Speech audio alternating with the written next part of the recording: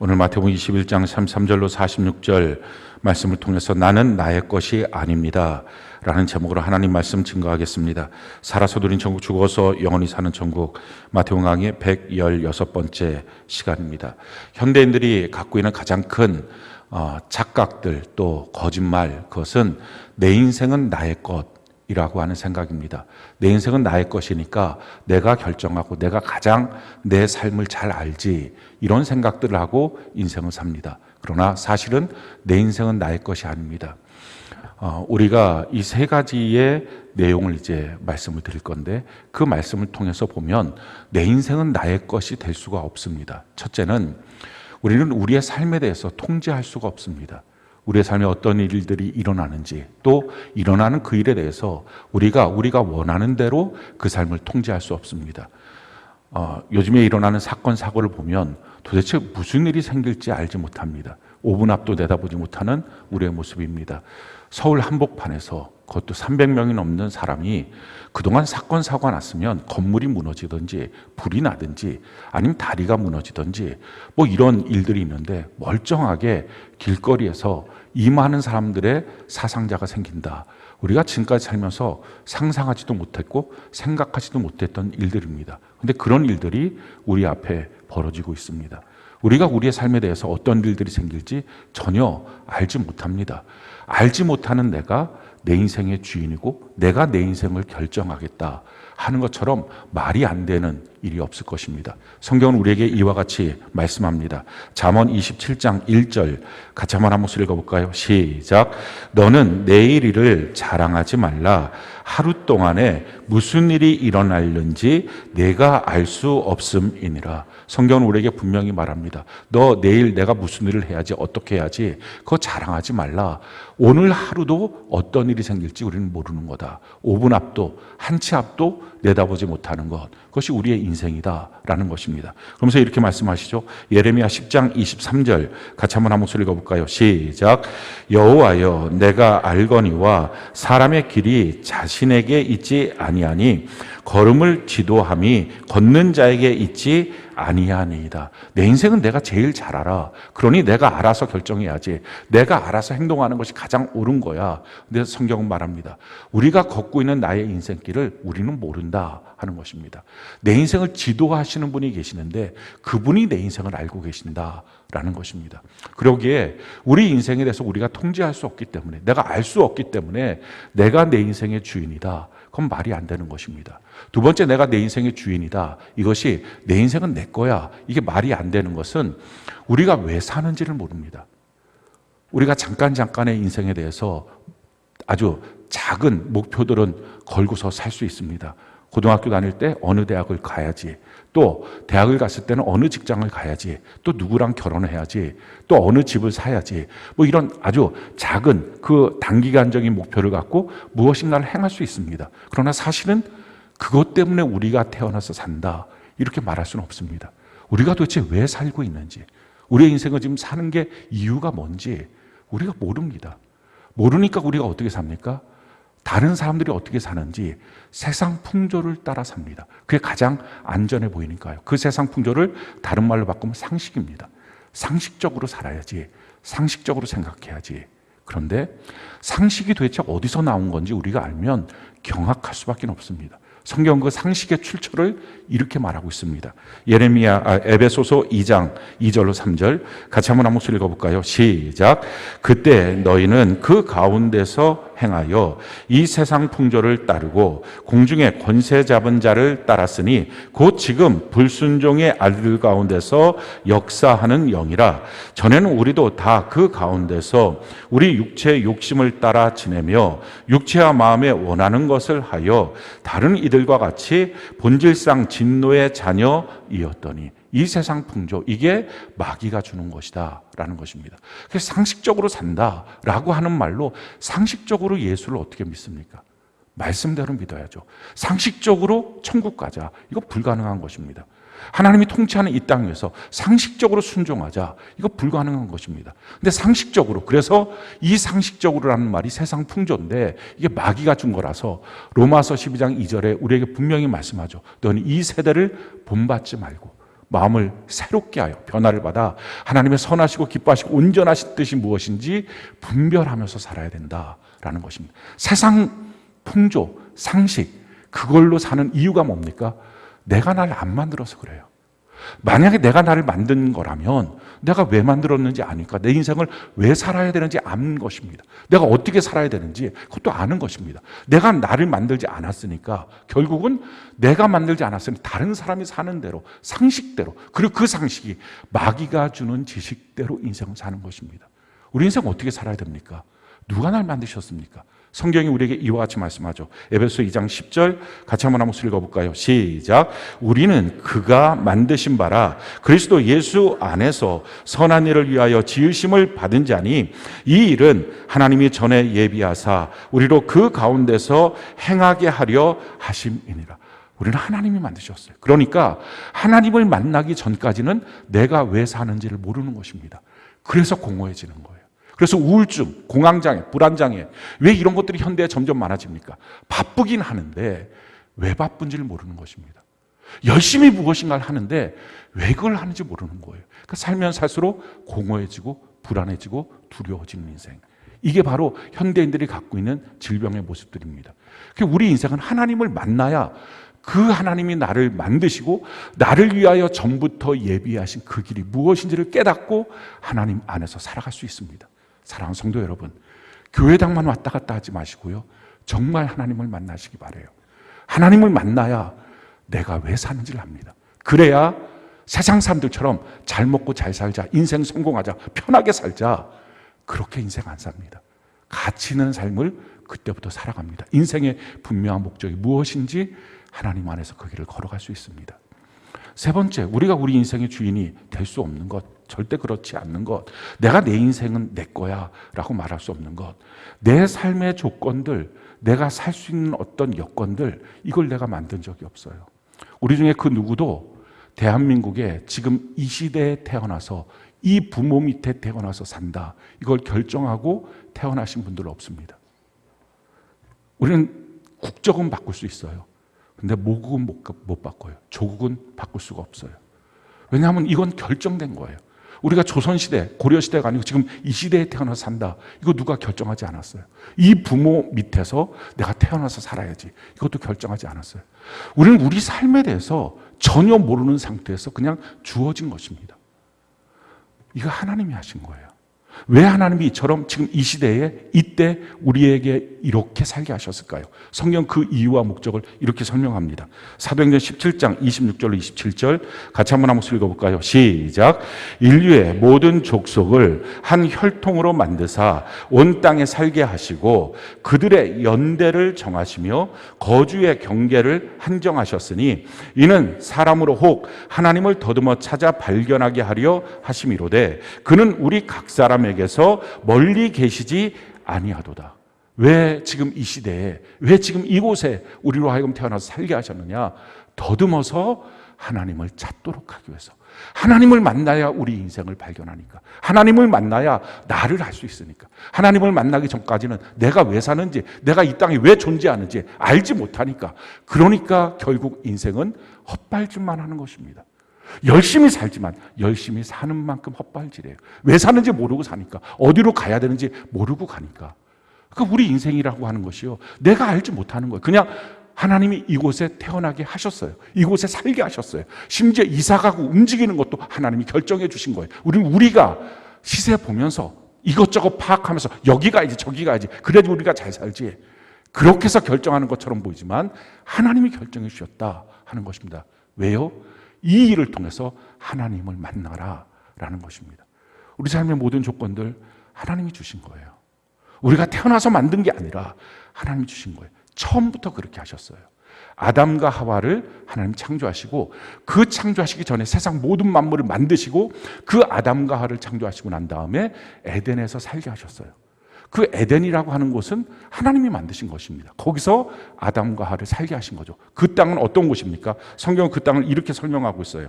창세기 2장 8절 10절로 14절 같이 한번 읽어볼까요? 시작. 여호와 하나님이 동방의 에덴에 동산을 창설하시고 그 지으신 사람을 거기 두시니라. 강이 에덴에서 흘러나와 동산을 적시고 거기서부터 갈라져 내 근원이 되었으니 첫째 이름은 비손이라. 금이 있는 하일라 온 땅을 둘렀으며 그 땅의 금은 순금이요 그곳에는 베델리엄과 호마노도 있으며 둘째 강의 이름은 기온이라. 구스 온 땅을 둘렀고 셋째 강의 이름은 히데겔이라. 아수르 동쪽으로 흘렀으며 넷째 강은 유브라데더라. 지금 그 에덴이라고 하는 거 하나님이 아담과 하에게 주신 땅, 기쁨의 땅이라는 뜻이에요. 에덴이란 말이 기쁨인데 그 기쁨을 주셨어요. 근데 그 땅에 네 가지 강이 흐르는데 그 강의 이름을 하나님이 정하셨죠. 그 정하신 하나님의 그 이름의 뜻을 보면 하나님이 사람한테 주시기 원하는 것이 얼마나 풍성한지를 알 수 있어요. 첫 번째 강의 이름, 그것이 바로 비손입니다. 쏟아져 내려온다. 폭포처럼, 나이아가라 폭포처럼 막 쏟아져 내려온다. 근데 그 땅은 금과 온갖 보석이 있다.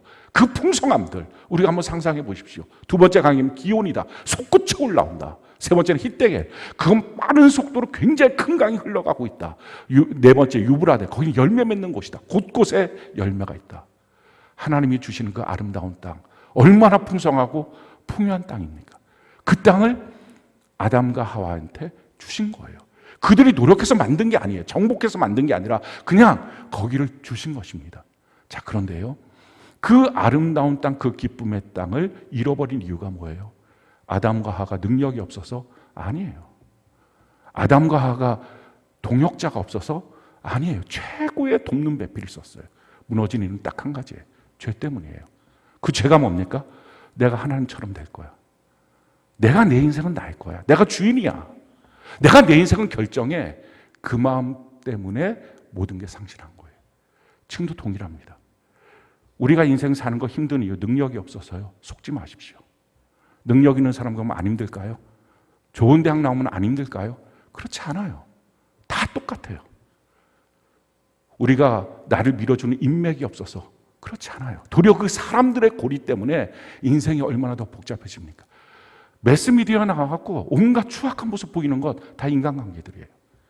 그들이 맺어놓은 인간관계가 마지막에 처음에는 의형제 맺었다가 나중에는 서로 원수시간 되고 그걸로 인생이 행복해지지 않아요.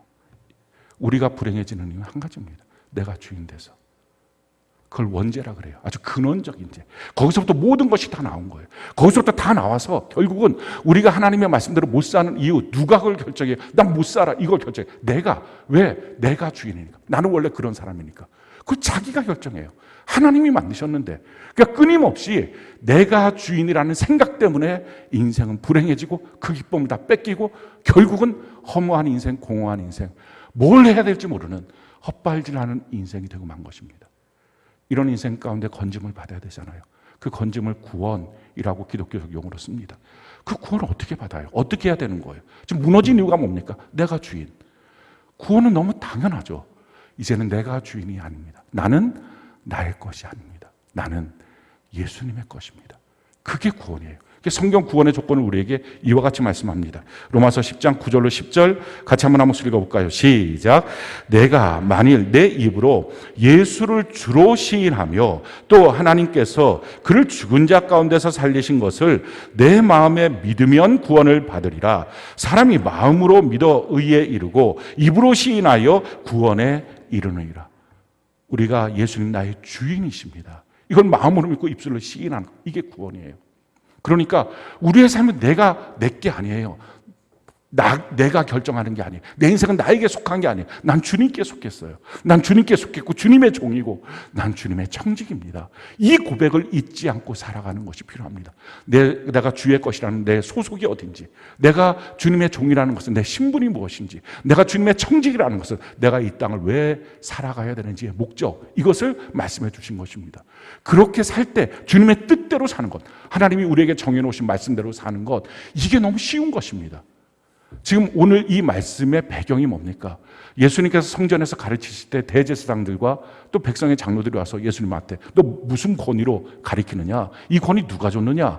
여기에 대한 질문에 대한 답변으로 지금 말씀하시는 것입니다. 첫 번째 비유를 통해서 권위에 대해서 우리는 순종해야 돼. 그게 제대로 된 태도야. 그 마음에서부터 나온 순종이 필요해. 이 두 아들의 비유를 통해서 말씀하시고, 두 번째 이어서 말씀하신 이 비유를 통해서는 진짜 순종이 되려면 내가 주인 되면 순종이 안 돼. 예수님이 주인인 것을 정말 인정해야 순종이 돼. 지금 그 말씀을 하시는 거예요. 왜 많은 사람들이 자기는 순종이 안 된다고? 하나님의 말씀대로 살기가 너무 힘들다고. 그건 나한테 너무 벅찬 일이라고. 왜요? 그 모든 결정을 자기가 하니까. 자기가 주인이니까. 자기가 주인이니까 그러면서 이 땅을 살 때 능력을 키워야 되겠다 그러고 인맥을 쌓아야 되겠다 그러고 이거에 정신없이 쫓아다니는 인생. 결국은 인생은 다 허무해지고 그 기쁨의 땅 다 빼앗기고 능력이 없어서가 아니에요. 능력을 쫓아가는 인생 되지 마십시오. 끊임없이 세상은 마귀가 능력을 향하여 인맥 더 쌓도록 그걸로 행복해지지 않아요. 하나님이 주시는 것입니다. 주인 되신 하나님을 인정하는 것이 삶의 길인 것입니다. 오늘 본문 말씀의 이 비유는 아주 간단한 비유입니다. 한 주인이 포도원을 만들고 완전히 구비해서 그것을 농부들한테 새로 주고 갔다 하는 것입니다. 이 주인이 하나님이에요. 우리에게 무엇인가를 완벽하게 준비해서 주시고, 그렇지만 우리가 주인이 아닌 거예요. 농부들이 주인이 아니라 새로 주고 간 것입니다. 똑같아요. 우리는 주인이 아니고 하나님이 주인이십니다. 그걸 인정하고 사는 거죠. 그런데 이제 열매 맺을 때가 되었을 때 주인이 그 종을 보내서 그 농부들한테 열매를 갖고 오라. 그랬더니 이 농부들이 주인을 그냥 다 잊어버린 거예요. 자기들이 주인인 줄 아는 거예요. 내가 이렇게 열심히 노력해서 번 거 왜 가져가? 라고 생각하면서 종들을 잡아 죽였어요. 주인이 이상하니까 왜 이렇게 된 일이야? 더 많은 종들을 보냈어요. 더 많은 종들도 이 농부들 다 잡아 죽였어요. 그러고 난 다음에 주인이 이번에 아들을 보내야 되겠다. 이 아들을 그들이 존대할 거야 라고 보내니까 이 농부들은 그 아들을 보면서 야, 유일한 상속자니까 저를 잡아서 죽이면 이 땅은 우리 땅이 될 거야. 그 유산은 우리가 소유해야지 라고 해서 그 포도원 밖으로 끌고 가서 죽였다. 여기서 예수님이 예루살렘 밖으로 끌려가서 갈보리 산에서 죽으신다. 이것을 지금 예언하면서 이 비유를 말씀하신 거죠. 그렇게 죽였다라는 것입니다. 그렇게 비유를 말씀하시고 예수님이 대제사장들과 백성의 장로들 에게 물어보십니다. 왕이 이 사실을 알고 어떻게 할 것 같으냐? 그때 그들이 말해요. 그 농부들, 못된 농부들 다 잡아 죽일 것입니다. 진멸시킬 것입니다. 그리고 제때 열매의 새를 바칠 다른 농부들에게 그걸 줄 것입니다. 그랬을 때 예수님께서 그래 맞아. 건축자의 버린 돌이 하나님 나라의 초석이 되는 것처럼, 머릿돌이 되는 것처럼 너희들은 지금 하나님 나라를 잃어버렸어. 왜? 너희들은 너희들이 주인인 줄 알아. 하나님이 주인이시오. 그걸 인정하고 하나님 앞에 제때 열매를 드리는 농부들에게 이 모든 것이 넘어갈 거야. 그래서 유대인이 아니라 이방인들로 새로운 복음의 역사가 열릴 것이다 라고 하는 말씀도 이 안에 있는 것입니다. 그러면서 하시는 말씀이 이 돌에 걸려 넘어지는 자, 그리고 그 돌이 떨어지는 자, 이게 박살날 거야 라고 말씀하시니까 그때서야 대제사장들과 이 백성의 장로들이 우리를 향해서 이거 말씀하시는 거구나 하고 예수님 잡고자 했지만 그 주변에 있는 백성들이 예수님을 선지자로 보기 때문에 겁이 나서 잡지 못했다 하는 내용이 오늘 본문에 소개되고 있는 내용입니다. 여기서 참 어처구니 없는 사람들이 이 농부들이에요. 어떻게 이럴 수 있죠? 이 농부들의 지금 문제가 뭡니까? 일을 열심히 안 했나요? 성실하지 않았나요? 아니에요. 아마도 열심히 성실하게 일했으니까 소출이 많았고 그 소출 중에 세를 내야 되니까 더 아까웠을 것입니다. 자기가 열심히 하면 열심히 할수록 자기 것 같은 마음이 드니까 더 아까웠을 거예요. 자, 이들이 인간관계가 안 좋았을까요? 아니에요. 서로 협동심이 있어서 사람을 죽이는 일에 한 마음이 됩니다. 심지어 아들을 죽이는 이 위험천만한 일도 한 마음이 돼서 우리가 죽이자가 인간관계 너무 잘 쌓아놨어요. 사랑하는 성도 여러분, 인간관계 좋다고요? 능력 있게 성실하게 열심히 살고 있다고요? 그거 아직 그리스도인 아니에요. 그거 아직 잘 사는 거 아닙니다. 진짜 이들의 문제는 뭐예요? 주인을 몰랐어요. 우리에게 오늘 던져주는 질문이 이것입니다. 너의 주인은 누구냐? 라고 지금 주님이 던져주는 거예요. 너의 인생의 주인이 너 자신이면 너 아직 그리스도인 아니야. 구원받은 사람 아니야. 내가 내 인생에 대해서 결정하고 내가 내 인생에 대해서 무엇인가, 그러니까 나는 내가 제일 잘 알지. 내가 알아서 예수 믿을게요. 내가 알아서 교회 다닐게요. 나 터치하지 마세요. 내가 알아서 다니면 되지 라고 생각하고 있는 것. 이 농부들이 알아서 세를 낼게요. 내가 알아서 결정해서 이만큼 내면 되죠. 이게 말이 안 되는 것처럼 이렇게 믿고 있고 이렇게 살고 있다면 그리스도인이 아니다 라는 거예요. 이들의 문제는 주인을 몰랐어요. 자, 그렇다면 지금 우리의 문제는 뭘까요? 여러분들이 잘 생각해야 되는 것은 지금 내 삶이 어려운 것은 능력 부족 아니에요. 인간관계 더 맺어야 되는 거 아니에요. 좋은 부모를 만났어야 되는 것, 금수저 이런 거 아니에요. 우리의 근본적인 문제는 내가 주인 되고 있는 삶이에요. 5분 앞도 내다보지 못하면서 내 삶에 대해서 아무것도 결정권도 없으면서 결정할 수도 없고 결정한 대로 끌고 갈 능력도 힘도 없으면서 내가 무엇인가 할 수 있다는 이 착각. 그래서 고작 한다는 것이 세상 풍조를 따라서 상식의 수준에 맞춰서 살려고 하는 시도. 결국 그것이 우리 인생의 지금 문제입니다. 우리가 어떻게 해야 될까요? 내가 주님의 것이라는 사실을 분명히 아는 것입니다. 내가 주의 것입니다. 이 사실을 깨닫는 거예요. 성경은 우리에게 이와 같이 말씀합니다. 고린도후서 5장 15절 같이 한 목소리 한번 읽어볼까요? 시작.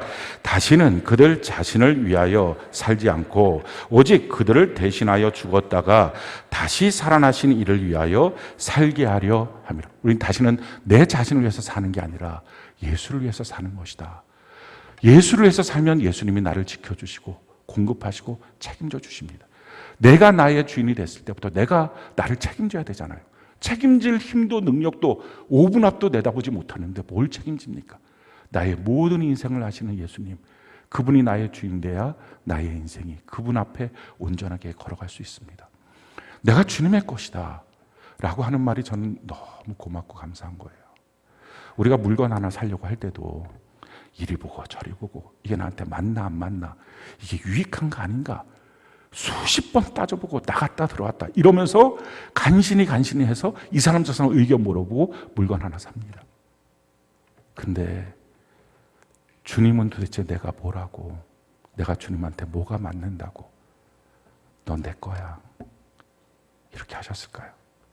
저는 이 추수감사절이 다가오면서 계속 그 감사가 있어요. 내가 주님의 것입니다. 내가 주님의 것입니다. 이게 얼마나 감사한지 몰라요. 난 주님의 것. 우리가 또 분명히 알아야 될 게 뭡니까? 난 주님의 종이에요. 종이라고 하는 것은요, 주인이 누구냐에 따라서 그 신세가 결정돼요. 주인이 만약에 못된 주인이다, 그럼 종이 어떻든 상관없이 그건 신세가 고달픈 거예요.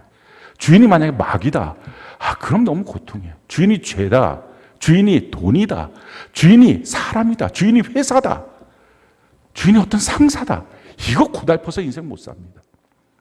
우리의 주인이 예수님이시다. 할렐루야. 이것처럼 감사하고 좋은 일이 없어요. 근데 주인은 어떻게 되는 거예요? 성경은 우리에게 이렇게 주인됨에 대해서 말하고 있어요. 로마서 6장 16절로 18절 같이 한번 읽어볼까요? 시작. 너희 자신을 종으로 내주어 누구에게 순종하든지 그 순종함을 받는 자의 종이 되는 줄을 너희가 알지 못하느냐? 혹은 죄의 종으로 사망에 이르고 혹은 순종의 종으로 의에 이르느니라. 하나님께 감사하리로다. 너희가 본래 죄의 종이더니 너희에게 전하여 준 바 교훈의 본을 마음으로 순종하여 죄로부터 해방되어 의에게 종이 되었느니라. 우리는 본래 죄의 종이었다는 거예요. 그러니 우리 신세는 죄가 유혹하면 꼼짝없이 끌려가는 것입니다. 돈이 흔들면 흔들리고 마귀가 유혹하면 송두리치다가 날아가는 인생, 이게 우리의 모습이었다는 거예요. 근데 그 주인이 어떻게 된 거예요? 내 마음을 자꾸 준 게 나의 주인이었다는 거예요. 사랑하는 성도 여러분, 여러분이 자꾸 여러분들의 마음을 주는 게 뭐예요? 돈에 자꾸 마음 줘요? 그럼 예수를 믿어도 돈이 주인이에요. 회사 누구 하는 말 여기에 자꾸 마음을 줘요? 그게 자꾸 한 24시간 365일 자꾸 묵상되고 신경이 쓰입니까? 회사의 종이에요. 어느 사람의 말, 거기 종이에요. 우리 인생에 정말 내 마음을 내주고 있는 게 뭔지, 그래서 말하는 거예요. 내가 하나님의 종이 됐으니 하나님 앞에 내 마음을 내줘야 된다. 하나님의 말씀을 묵상하고 하나님의 말씀을 읽고 말씀으로 나의 생각과 마음을 채우는 것. 하나님이 하지 말라고 하는 건 안 하고 하나님이 하라고 하는 것들을 따라가는 것. 왜? 내 마음을 그렇게 내어줘야 되니까. 그러면 우리가 죄로부터 해방돼서 의의 종이 되었으니 이 의의 삶을 살아갈 수 있게 된다 하는 것입니다. 세 번째 우리가 꼭 기억해야 될 것, 우리는 주의 청직입니다. 청직이라는 것은요, 내 물건이 아니라는 거잖아요. 주님의 거예요. 주님이 원하는 대로 우리의 삶을 드리는 것입니다. 주님이 찾고자 하는 것이 무엇입니까? 오늘 41절 본문 말씀 같이 한번 목소리 한번 읽어볼까요? 시작. 그들이 말하되 그 악한 자들을 진멸하고 포도원은 제때 열매를 바칠 만한 다른 농부들에게 새로 줄지니라. 지금 주인이 찾고 있는 게 뭐예요? 열매예요. 하나님이 우리에게 찾고 있는 거, 우리의 주인 되신 하나님 찾고 있는 거, 나를 통한 열매예요. 성경이 이렇게 말합니다. 43절 같이 한번 읽어볼까요? 시작. 그러므로 내가 너희에게 이르노니 하나님의 나라를 너희는 빼앗기고 그 나라의 열매를 맺는 백성이 받으리라. 열매 없는 자는 빼앗기고 열매를 맺는 자만 그 나라를 상속받을 수 있다라는 것입니다. 열매가 뭐예요? 나 때문에 변화된 영혼이 열매예요.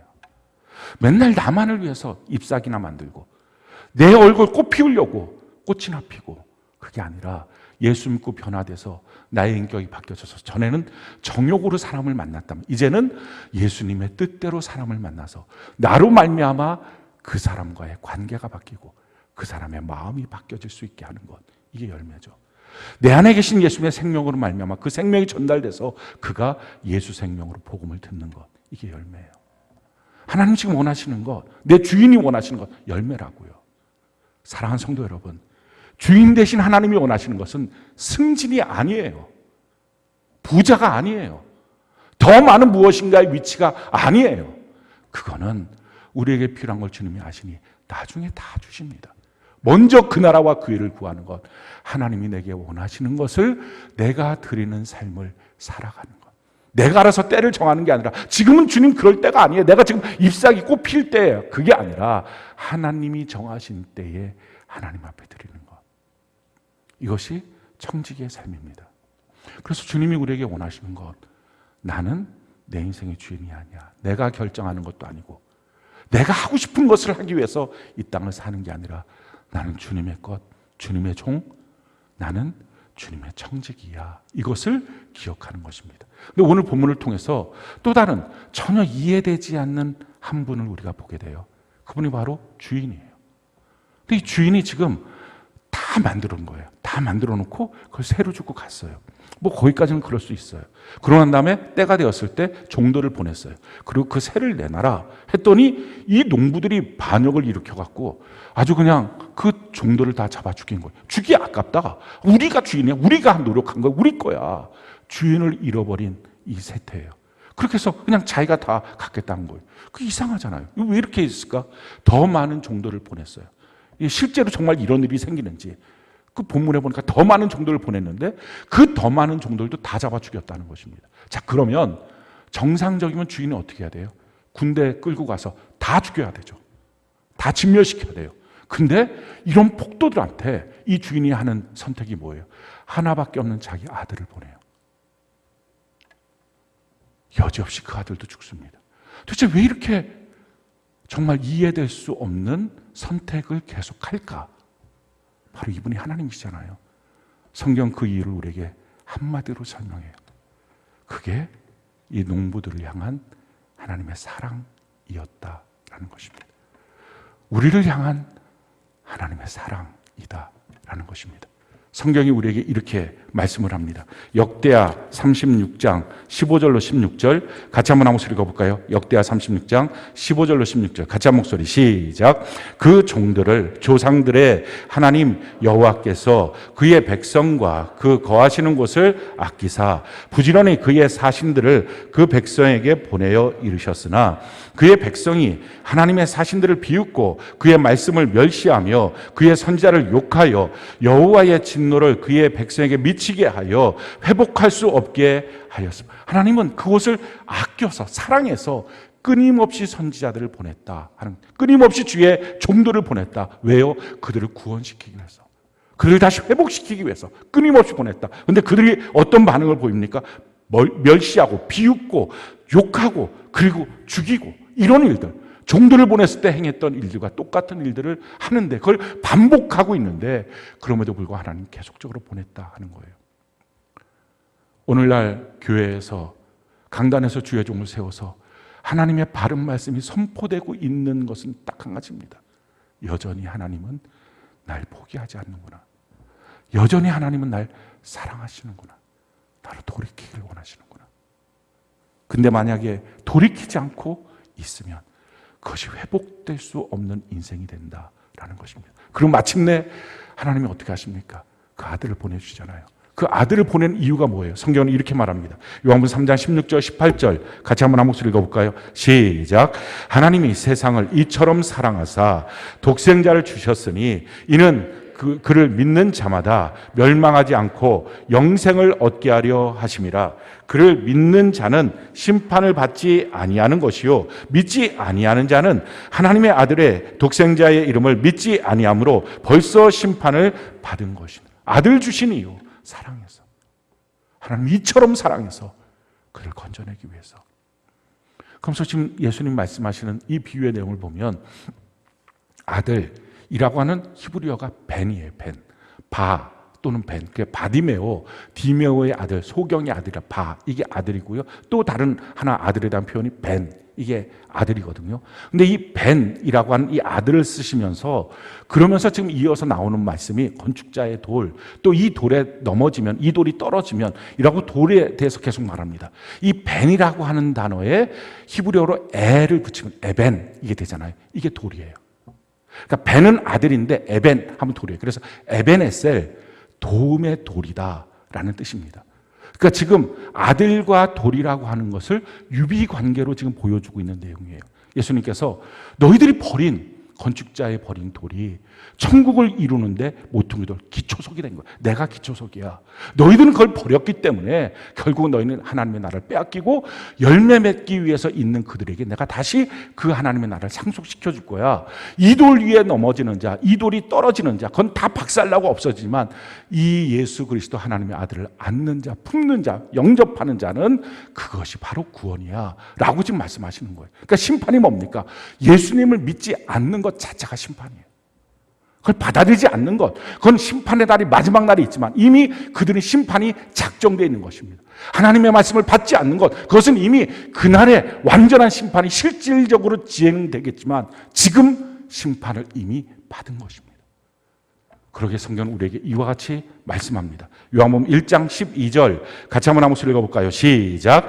영접하는 자, 곧 그 이름을 믿는 자들에게는 하나님의 자녀가 되는 권세를 주셨으니. 왜 끊임없이 선지자들을 보내고 왜 마침내 아들이 죽임을 당할 것을 예측하면서도 보냈을까요? 영접하도록, 믿고 구원받도록, 그 길에서 돌이키도록. 내가 주인이 아니고 하나님이 주인이십니다. 그 고백으로 돌이키도록 하기 위해서 이와 같이 하신 것입니다. 그게 하나님의 사랑이에요. 자, 그렇다면 이 사랑을 접하면서 우리가 앞으로 인생을 어떻게 살아야 할까요? 두 가지를 결정해야 합니다. 첫 번째는요, 하나님이 이처럼 우리를 사랑하시지만 그 사랑이 마침내 끝까지 계속 그러다 사랑하다가 어쩌면 할 수 없지, 그게 아니라 그 사랑이 멈추는 그날이 있고 그날이 하나님의 심판의 날이 있다라는 것입니다. 우리 인생에 대해서 사람들은 이렇게 생각해요. 하나님은 선하시고 공평하시다고 하는데 왜 하나님이 통치하는 세상을 이렇게 불공평할까요? 라는 질문을 합니다.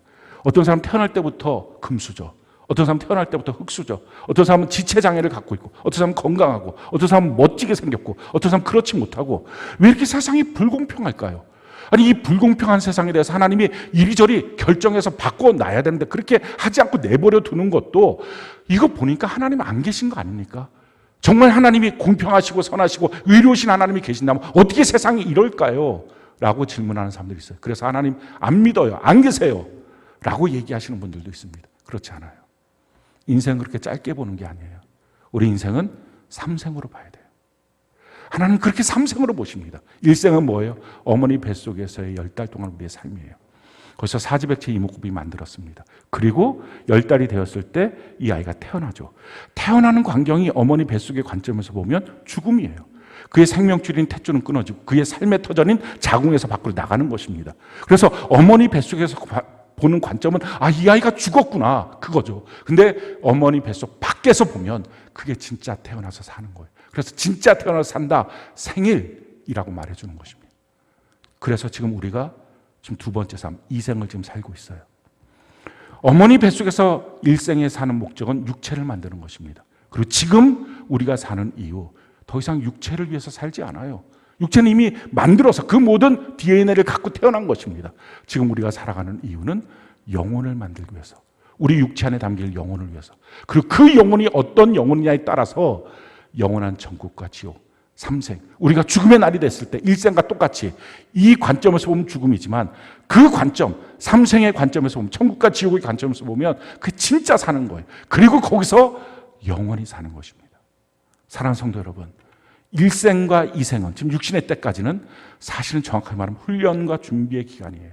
그리고 이 일에 대해서 평가받아서 영원한 천국, 영원한 지옥, 그게 영원히 사는 거거든요. 그게 진짜 삶이에요. 그걸 깨닫지 못하고 지금만 보고 있으면, 그러니까 지금만 보고 있으니까 불공평하다, 이렇다 저렇다 평가할 수 있겠죠. 열심히 공부하는 고3 학생들, 아이고 놀지도 못하고 저렇게 공부만 하네, 힘들어 죽겠다. 아, 너 인생 왜 이렇게 힘드냐. 거기서만 보면 안 되죠. 그가 졸업하고 어디로, 무슨 인생을, 어느 대학을 갈 것이냐, 그게 얼마나 다른 인생이 되겠어요. 마찬가지예요. 태릉 선촌에서 열심히 운동하고 있는 사람, 아이고 힘들지, 나는 집에서 맨날 놀고 있는데 TV 보고 있는데, 그러다가 올림픽이 일어났을 때에 그때 무엇이 결정되는지. 인생의 평가는 지금 당장이 아닌 거예요. 지금 우리가 살고 있는 이 삶에 대한 심판, 나는 과연 영원한 천국의 백성인지 지옥 가는 백성인지, 그게 지금 우리의 삶에 결정됩니다. 그러니 지금 우리의 삶을, 지금만을 보고 사는 사람은 결국은 지옥 가는 거예요. 지금 편한 게 편한 것 아니냐, 지금 편한 게 이게 행복한 것 아니냐, 지금 좋고 지금 행복하고 지금 뭐 별것 없고 막 이렇게 근심 걱정 없고 그게 하나님이 주시는 복이다. 아니죠. 진짜 하나님이 주시는 복은 영원한 천국으로 가는 것입니다. 이 땅에서 그렇게 마음대로 자기 멋대로 살아온 사람에 대해서 하나님이 심판하실 것이다. 그래서 하나님 공정하신 분이에요. 가장 공평하신 분, 그분이 하나님이에요. 우리 개인적인 심판이 있어요. 성경 그 심판을 이렇게 말씀합니다. 히브리서 9장 27절 같이 한번 읽어볼까요? 시작. 한번 죽는 것은 사람에게 정해진 것이요 그 후에는 심판이 있으니. 누구든지 죽는 것 다 죽습니다. 그런데 죽고 나면 끝이 아니라 그 다음에 심판이 있어요. 그래서 자살하지 말라는 거예요. 죽으면 끝이 아니니까 반드시 그 다음에 심판이 있으니까. 그 심판의 내용이 뭐예요? 성경은 그것을 우리에게 이렇게 말씀합니다. 전도서 12장 13절로 14절 같이 한번 읽어볼까요? 시작. 일의 결국을 다 들었으니 하나님을 경외하고 그의 명령들을 지킬지어다. 이것이 모든 사람의 본분이니라. 하나님은 모든 행위와 모든 은밀한 일을 선악간에 심판하시니라. 다 보시고 심판하신다. 사람들이 알고 있는 것보다 더 속속들이 그의 마음까지 보시고 심판하신다라는 거예요. 그래서 하나님은 공평하신 분이에요. 하나님은 공정하신 분입니다. 그게 진짜 삶이니까. 그런데 개인적인 심판뿐만 아니라 범우주적인 심판도 있어요. 이 세계가 끝까지 영원히 가는 게 아니라 어느 날 하나님이 정하신 때 마감이 됩니다. 그 마감을 성경은 이렇게 말하고 있어요. 베드로후서 3장 9절로 10절 우리가 한번 읽어볼까요? 시작. 주의 약속은 어떤 이들이 더디다고 생각하는 것 같이 더딘 것이 아니라 오직 주께서는 너희를 대하여 오래 참으사 아무도 멸망하지 아니하고 다 회개하기에 이르기를 원하시느니라. 그러나 주의 날이 도둑같이 오리니 그날에는 하늘이 큰 소리로 떠나가고 물질이 뜨거운 불에 풀어지고 땅과 그 중에 있는 모든 일이 드러나리다. 하나님은 오래 참으신다. 어떻게 하든지 돌아와서 구원받아라. 어떻게 하든지 끊임없이 하나님의 사람을 보내는 이유, 다시 회개하고 돌아와라. 회개하고 돌아와라. 그래서 나는 너희를 지옥 보내고 싶지 않아. 영원한 천국에서 함께 있고 싶어. 이게 하나님의 뜻입니다. 그러나 이것이 영원하지 않고 하나님 정하신 날이 있다. 그날이 도둑같이 우리에게 오고 이 우주 만물이 다 심판을 받게 될 것이다 하는 것입니다. 자, 그래서 어떻게 해야 돼요? 주님 앞에 서는 그날 우리가 죄가 없어야 돼요. 죄가 있으면 그 죄로 심판받습니다. 그 죄가 뭐예요? 주인을 몰라본 죄예요. 주여 주여 입으로만 하는 게 아니라 하나님의 뜻대로 살지 못한 것. 하나님 나의 주인이다. 그 주인의 뜻대로 살아가는 것. 교회 안에서 이런저런 봉사하는 것, 선지자로 또 하고 능력도 행하고 귀신도 쫓아내고 이게 중요한 게 아니라 내가 과연 하나님을 나의 주인으로 모시고 주인 되신 하나님의 말씀 안에 거하고 주인 되심을 인정하고 살았는지, 그게 기본적인 죄, 근원적인 죄, 원죄라 그러죠. 거기서부터 나머지 모든 악들이 빠져나오는 거예요. 왜 하나님의 말씀대로 계명대로 사는 것이 안 될까요? 왜? 내가 주인 되니까. 내가 나에 대해서 결정하려고 하니까. 하나님이 결정하셔야 되는데. 그래서 이 땅에 사는 동안 어떻게 됩니까? 내가 주인이 아니라 하나님이 주인이심을 인정하고 내가 주인 되어서 살았던 삶에 대해서 하나님 앞에 회개해야 합니다. 그 죄를 씻어야 돼요. 성경은 우리에게 이와 같이 말합니다. 요한일서 1장 9절 같이 한번 읽어볼까요? 시작. 만일 우리가 우리 죄를 자백하면 그는 미쁘시고 의로우사 우리 죄를 사하시며 우리를 모든 불의에서 깨끗하게 하실 것이요. 우리 죄를 자백하면 내가 주인 아닌데 주인처럼 살았습니다. 주님 내가 잘못했습니다. 나는 종입니다. 난 주의 것입니다. 진실한 마음으로 하나님께 고백하는 것입니다. 자백하면 미쁘시고 의로우사 우리의 모든 죄를 사하여 주시는 것입니다. 사람들의 착각은 교회만 나오면 천국 아니야? 또 어떤 사람들은 내가 그냥 예수님을 믿는다는 이 관념을 갖고 있으면 천국 아니야? 성경 분명히 말해. 구원은 예수님을 주인으로 고백하는 거예요. 그 주인의 말씀 앞에 우리가 살아가는 거예요. 그렇게 살 수 있도록 성경도 성령도 교회도 주신 거예요. 그렇지 않고 그냥 내가 알아서 살다가 그냥 예수 믿는다는 어떤 관념을 갖고 있으면 천국까지 그럴 것 같으면 성경은 주님이 뭐하러 주셨고 성령 하나님은 뭐하러 주셨고 교회는 뭐하러 주셨겠습니까? 예수의 몸인 교회, 예수의 말씀인 성령, 예수의 영인 성령 그렇지 않으면 그게 나를 붙들고 움직이지 않으면 못 가는 곳이 천국이니까. 많은 사람들이 잘못 알고 잘못되게 교회를 다녀요. 우리가 정말 제대로 예수 믿어야 합니다. 회개하고 돌이켜서 지금 아직 육신이 있잖아요. 기회가 있잖아요. 그러니 주님 앞에 돌이켜서 내가 주인이 아닙니다. 나는 나의 것이 아닙니다. 난 주님의 것입니다. 이 고백을 하는 것입니다. 자, 두 번째요. 우리가 근원적으로 우리가 주인 되지 않는 삶을 사는 것입니다. 우리가 아주 근원적으로 내가 주님의 것입니다. 이 삶을 사는 것입니다. 그 삶을 사는 방법, 그게 감사예요. 한번 생각해 봅시다. 아담과 하가 에덴 동산에서 날마다 하나님께 감사하고 있었다면 주님 너무 감사해요. 나에게 이 에덴을 주셨어요. 주님 날 만드셨어요. 난 주님의 것이에요. 너무 감사해요. 이렇게 날마다 감사하고 살았다면 어느 날 사탄이 와서 너 하나님처럼 무슨 얘기하는 거야. 우리 주님 어떤 분인데 헛소리 하지 마. 당장 쫓아냈을 거예요. 이 농부들이 새로 주는 그날부터 너무 감사하다. 우리 주인 최고다. 그렇게 감사하고 있었다면 이렇게 범죄할까요? 우리가 하나님이 주인 되심을 인정하는 삶은 감사예요. 그래서 성경이 우리에게 이와 같이 고백을 하게 하십니다. 데살로니가전서 5장 18절 같이 한번 읽어볼까요? 시작. 범사에 감사하라. 이것이 그리스도 예수 안에서 너희를 향하신 하나님의 뜻이니라. 왜 감사하도록 주님 명령하실까요? 그것이 나를 안전하게 합니다. 우리가 다음 주가 추수감사절이에요. 왜 하나님이 감사절 줬나요? 하나님 앞에 감사하는 삶을 다시 자각하라는 것입니다. 우리 평생 날마다 추수감사절만이 아니라 이렇게 감사하고 살면 우리가 주님 앞에 범죄할 일이 없어요. 이게 원죄가 제거된 삶의 모습입니다. 이게 구원받은 삶의 모습이에요.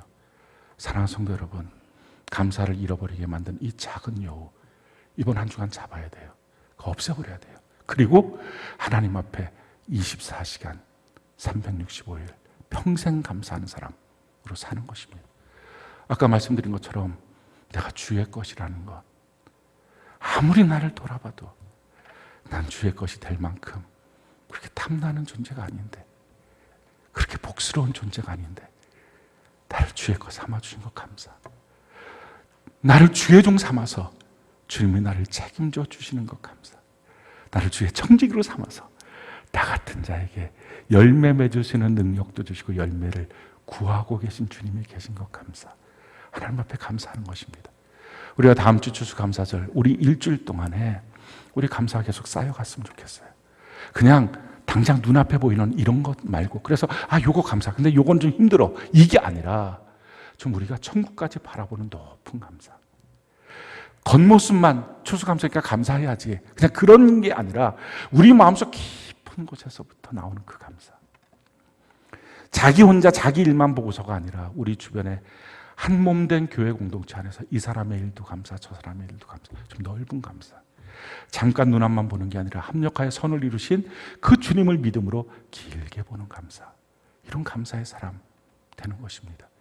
우리가 과거에 베푸신 은혜 생각하면서 깨닫게 되잖아요. 그때는 참 죽을 고비같이 보였는데 지금 생각해 보니까 주님의 은혜였어. 너무 감사해. 그렇게 과거에 대한 감사는 지금까지 몸을 지켜주신 하나님 앞에 몸으로 드리는 감사, 봉사하고 감사하는 거죠. 현재에 베푸신 은혜에 대한 깨달음이 있을 때 찬송, 간증, 전도로 감사. 우리 미래에 대해서 하나님이 지켜주실 것이 믿어졌기 때문에 드리는 감사, 예물로 드리는 감사. 사람들은 미래를 위해서는 돈을 쌓아놓습니다. 근데 돈이 아니고 우리는 그 돈을 꺾어서 하나님 앞에 드리면서 나는 하나님이 책임져 주는 사람, 그런 사람 되고 싶어요 라고 예물로 드리는 감사. 이렇게 하나님 앞에 감사하는 것입니다. 사랑하는 성도 여러분, 이 한 주간에 우리가 완전히 좀 바뀌어졌으면 좋겠어요. 내가 나의 것이 아니고 주님의 것이다. 이걸 인정하고 믿고 그 감사가 흘러넘치면서 이제부터는 내가 주인 돼서 살지 않겠습니다. 내가 알아서 믿을게요. 내가 알아서 섬길게요. 내가 알아서 교회 다닐게요. 나한테 자꾸 뭐라 그러지 마세요. 셀장님 나한테 자꾸 터치하지 마세요. 내가 알아서 할게요. 그렇게 이 악한 농부처럼 살지 말고 예수님 나의 주인이십니다. 날 다스려 주세요. 아주 촘촘하게 날 터치해 주세요. 이렇게 고백하면서 우리가 이 한 주간을 살아가고 주님 안에서 감사가 점점 쌓여지고 높아지는 우리 모두가 되기를 예수님 이름으로 축원합니다.